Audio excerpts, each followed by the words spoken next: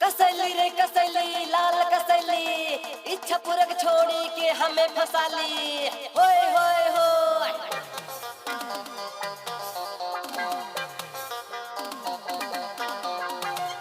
ले आजा नाच ले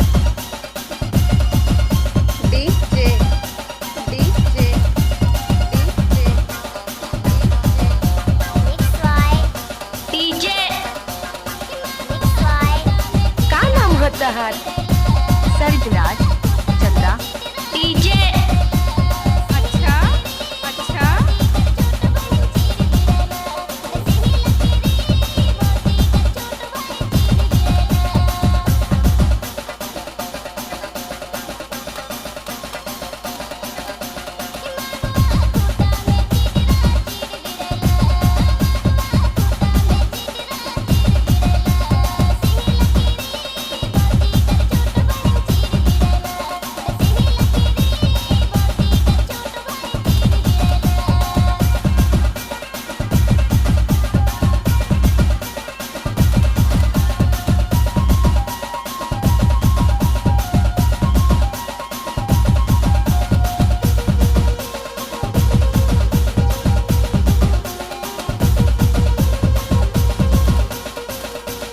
नाच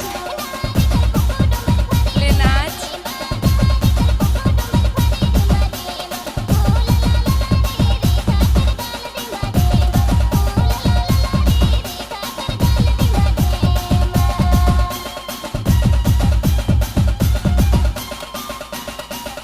नाच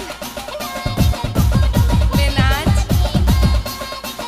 कहाँ गाँव बतहर? कहाँ गाँव बतहर? और आगे से क्या नाम है आपका? सरजू बाबू चत्रा डीजे। अच्छा कहाँ से ढूंढ कर लाते हो तुम ये सब? चत्रा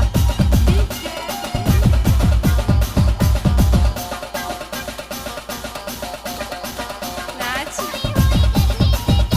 ले नाच